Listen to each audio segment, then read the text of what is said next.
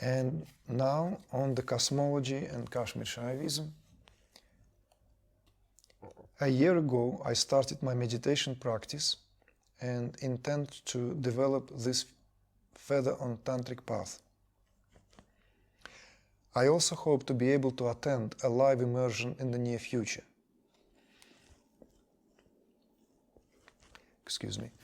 I'm very concerned, and have been so for a long time, with the destruction by humans of the earth, of the inhabitants of all the beautiful living creatures we share this earth with, and with the extinction of whole species. This is tremendous grief at the core of my being.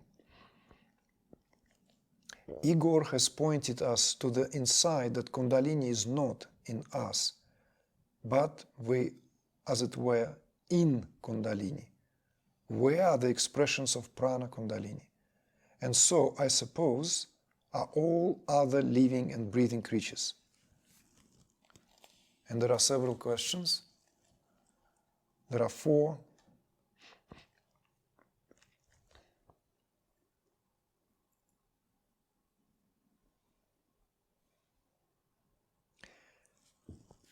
Can you expound somewhat on the relation of Shiva Shakti with other than human souls? That's number 1. Another question, is there, according to Kashmir Shaivism, any possibility of liberation for other than human souls? What is the role of love in terms of agape in the cosmology of Kashmir Shaivism? Is the love I feel for the earth mine, or is it a manifestation of Shakti? Can you point us to good sources on the cosmological vision of Tantra of Kashmir Shaivism? I will do that later, but first maybe to what you have shared in your background of what you feel towards the destruction of Earth and its inhabitants, and by humans, how you've expressed here.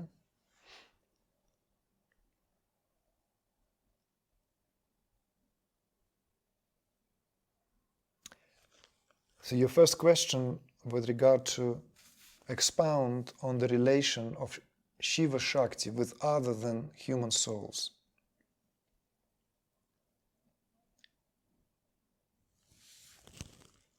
I think if, again, we go back to the very beginning of the discourse when we talked about these pure categories that Shiva Shakti really represent, then it's the entire everything. So it's not just, it would not be even enough to say it's a creation, because it's creation and beyond. It's that what is created and that what doesn't even come into manifestation. It is most clearly represented by,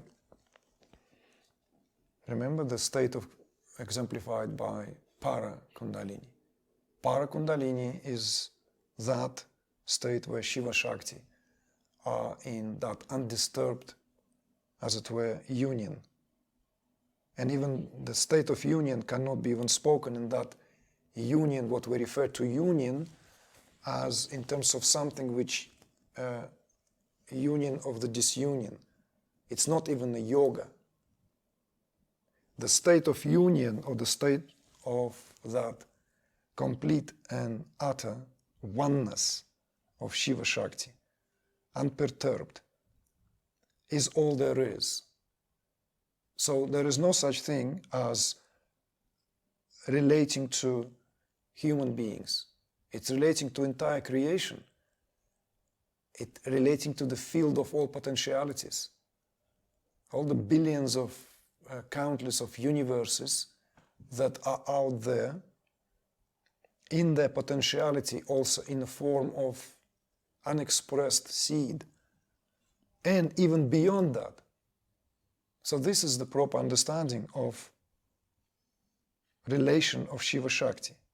So of course, with other than human souls, it simply doesn't really, I cannot even go to explain that, because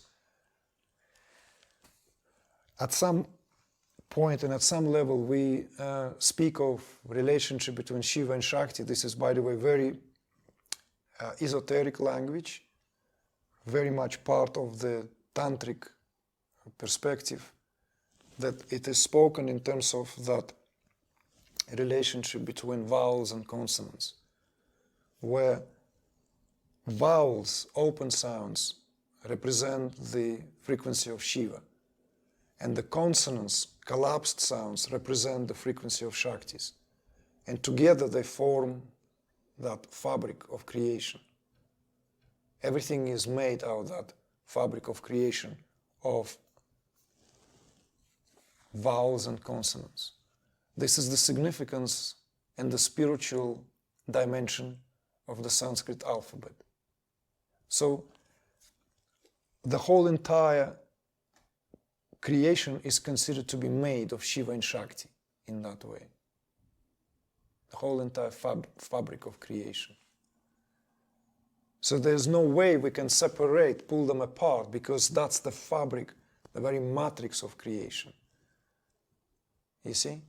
So this is also how Shaiva Tantra sees created even world, where so-called, now using the English terms for convenience here, what spirit and matter here, and then again, if we speak of Shakti as equating it with matter, we doing it disservice, because we're kind of downgrading Shakti here to the level of what other systems of Indian philosophy speak of the relationship between Purusha and Prakriti. In the relationship between Purusha and Prakriti, it might have been more appropriate to speak of nature, that concept of Mother Nature, as that what in so-called outlive scientific paradigm we spoke of as matter versus spirit. These terms, they kind of fall short now, even to give us an appropriate, adequate, and profound enough picture of what Shiva Shakti here represents. Because Shakti here is the very power of Shiva, you see? So, in other words, we can speak about this whole world of forms and phenomena, created universes, all this, what we consider to be visible and invisible, infinitesimal and inconceivably vast, is nothing other than expression of awareness and its power. There's nothing else. So therefore, speaking of expounding on other than human souls, it makes no sense. Shiva Shakti is all there is. It's in every blade of grass. It's in every fiber, in every grain of sand. It's in every galaxy, in every black hole, in every newly born star. Obviously, it is in every newborn child and in everything that is born or die. So, in your second question, according to Kashmir Shaivism, any possibility of liberation for other human souls?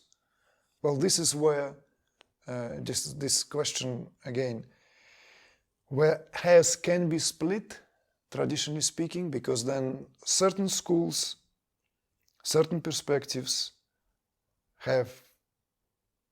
differ rather in terms of how this is seen, because from that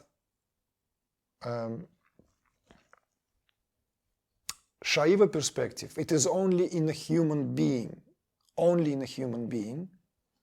that the potentiality and the possibility present itself, where consciousness can reflect its own light back onto itself. That's another definition of self-realization, if you will, that in any other form it would be somehow required to have complexity of nervous system which will afford that possibility. You see? So of course, for many maybe nature lovers, animal activists, this is an unsatisfying perspective because they will argue, well, I'm sorry, a cow, and of course, cow is being worshipped in India as a mother divine, incarnation of mother divine, and that line, incarnation of mother divine or mother divine, is obliterated. So the cow is worshipped in India. Indian government wanted to buy all the cows that were dubbed as contracted mad cow disease in the early 90s that struck England big time, because they could not bear the fact that all these cows were slaughtered in a mass slaughter and burned in the UK back in the days, and they were considered to bring diseased cows into their country so as to treat them and let them die normally. Do you understand the predicament in the culture? The sentiment? It's not just like some kind of spiritual teacher. It's the Indian government suggested that. Asked UK, can you do that? And of course, Brits thought that, oh my God, just you Indians guys, you constantly come up with crazy ideas, Enough. You brought Ayurveda already, that's enough. Enough crazy stuff.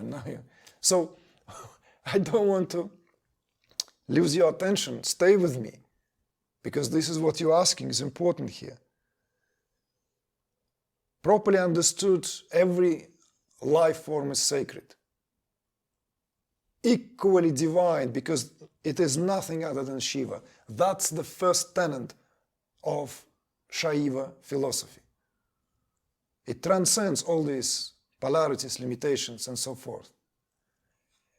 And yet, if we speak about the possibility of liberation, it is in the human body where it takes place. Why? You ask these questions to the compilers of, and because that's the perspective. If you want to challenge this view, you're welcome, but you first need to get really acquainted with all the intricacies of how it is seen here. You see? It is interesting also to hear how modern day so-called progressive scientists trying to reconcile this timeless perennial wisdom with cutting edge scientific breakthroughs, and how this also often being accompanied by these extraordinary findings and on par with revelations in terms of the ability that human beings have. And we're not even talking about human beings able to practically do everything. Certainly emulating every life form. Diving, flying, running, swimming, right? Doing extraordinary things with their bodies. I'm talking about all these are expressions. Writing music, listening, enjoying, cooking food, like you name it. And at the same time, it goes further. It is only humans who can alter neurophysiological processes in the body that no other creatures on the planet are able to do. I'm not talking about just a guy as Wim Hofman. This is just one example.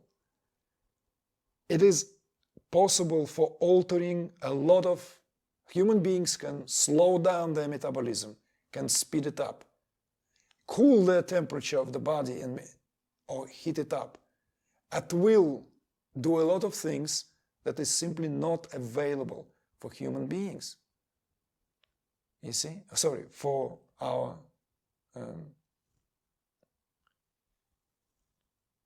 cousins, earthlings, other earthlings. this is an interesting insight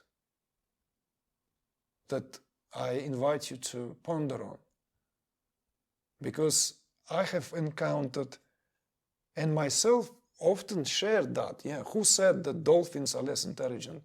Who said that primates are less intelligent? Or cats, or dogs, or wolves, and what have you? Yes, everyone have intelligence of their own.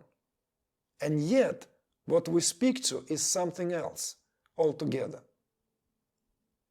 And unless we somehow unable to transcend boundaries of our preferred ways of how we view reality, then of course it will be very difficult for us to see why would human beings hold such superior or supreme status or position.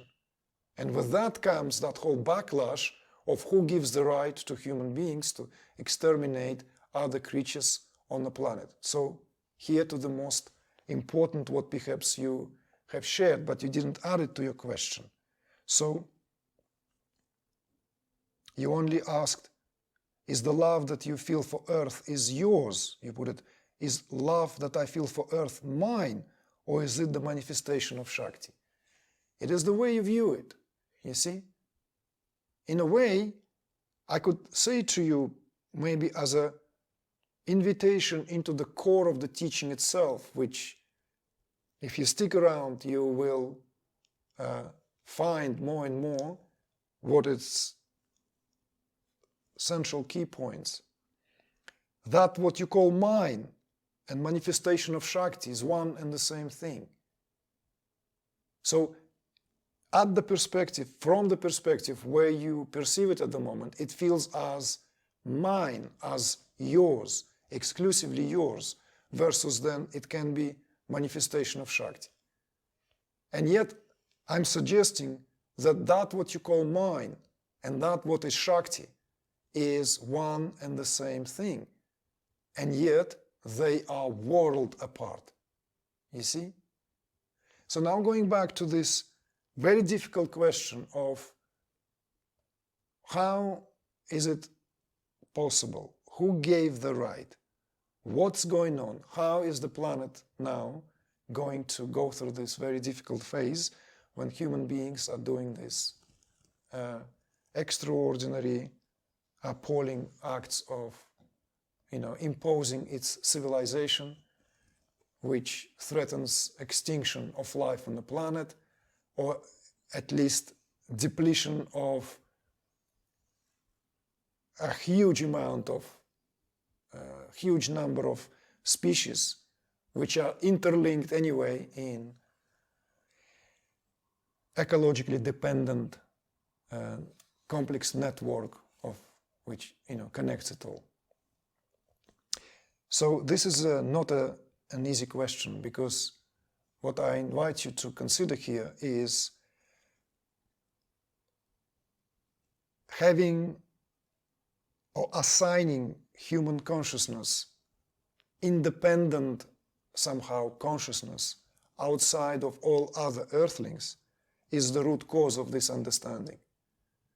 So in other words, I invite you to kind of maybe look and refresh your knowledge or maybe memory, if you have encountered this before, with a geocentric perspective of the world. And that geocentric perspective will not deprive Earth itself of consciousness. So Earth as an organism, as a living creature rather than just a mass of a planet floating in space with magma at the core, which comprises more of its mass, and with a thin crust, we call that, well, everything, right? It's all the land masses, mountains and oceans, all in that thin layer of the earth crust. Rest is hot boiling magma. If we consider this to be just an inert body in space, right, then it's a totally different perspective. Then yes, somehow we're doing some kind of irreversible harm to the planet and its species. But if we understand that everything is conscious here and it's consciousness itself, then something else is playing itself out. Something else must be in charge and something else playing itself out. This is, of course, not to wash our hands, not to dismiss this whole thing. I'm not inviting you to stick your head into a sand kind of attitude to what is happening to you. Far from it. What I simply invite you to consider the possibility that we as human beings, not for a split moment, separate from the evolution of Earth itself. We are, if you will, poetically speaking, Earth's greatest children. We are ourselves, Earthlings, here represent evolutionary phase on planet Earth. Evolutionary phase, where that whatever we are going through, whatever we are inflicting on whatever life out there, right, which is not just out there, is one way or another inseparate from the full and complex cycle of that what our Earth goes through. If this understanding will somehow, or if your awareness open to that understanding, then interesting conclusions may begin to rise, and you are welcome to delve into this on your own, propped with your own insights. What does that mean? What is the outcome of this possibility? Which is, in my perspective, far more complex picture than just human simply destroying planet. In a way, this a kind of, if you will, way to egocentric perspective rather than geocentric. It's kind of almost giving human beings way too much power of being able to either sustain life or destroy it. You see what I mean? Something else is going on. What is going on is another story altogether. Everything has its life duration. Everything.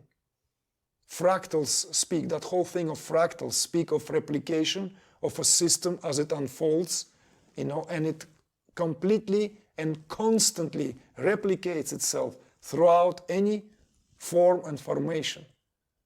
Be it a life of a plant, tree, flower, or a growth, rise, flourishment, and decay of culture and civilization. In the same way, maybe, just maybe, we live in time when a certain world is coming to its conclusive end, but we don't want to face that. We don't want to witness that. We don't want to agree with that. That's a different story. So, seeing this as, or placing ourselves in the epicenter of being responsible for these calamities has, in my view, a potential for missing the point altogether. Because as far as I can see it from the horizontal perspective, let's say if I will adopt this understanding with you and share this understanding, indeed humans doing this harm. Yes, it is we are who have created this civilization. This civilization was not built by some kind of extraterrestrials, nor was it actually it's us. We are the ones who wear clothes, drive cars, live in buildings, and have created this what makes life more comfortable, easier, fair, enjoyable, and so forth, right? Then I have unpleasant news for you and all of us. I yet to come across one suggestion that actually gives any iota of potential reversal of that where we are as a culture. Our culture, by large, is spanning itself out. And that's why I've mentioned fractals, because we living, enjoying, as well as enduring that what has been put forth by our predecessors as a culmination and result of certain imaginations, ideas, yearning and desires. So we have no one else to blame of where we are, along with all that what we're doing to the earth as planet. That is just speaking plain horizontal truth. That is not even going into any kind of spiritual language of golden age versus iron age. I'm not talking about decay of dharma. I'm just talking about these consequences of our previous actions resulting into where we are as human beings, you see? You cannot suddenly hang on to and stop a fast-moving, powerful train. The force to stop that train has to be equivalent, but if the laws of physics are here to be put in motion, stronger to stop that what already has this according to the laws of motion. You see?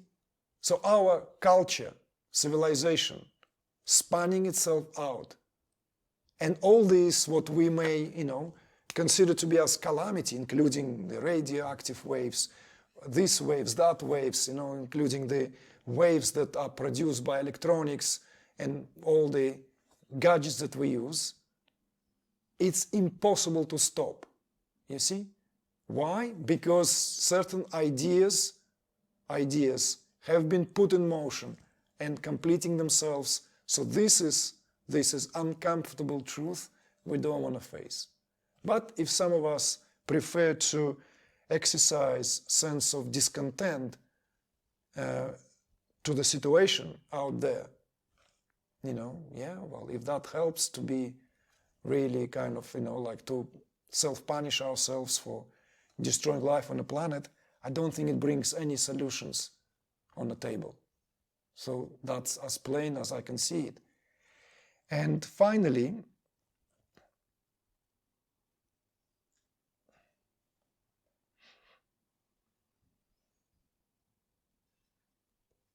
well, the sources, I think we will definitely include some really good, viable, and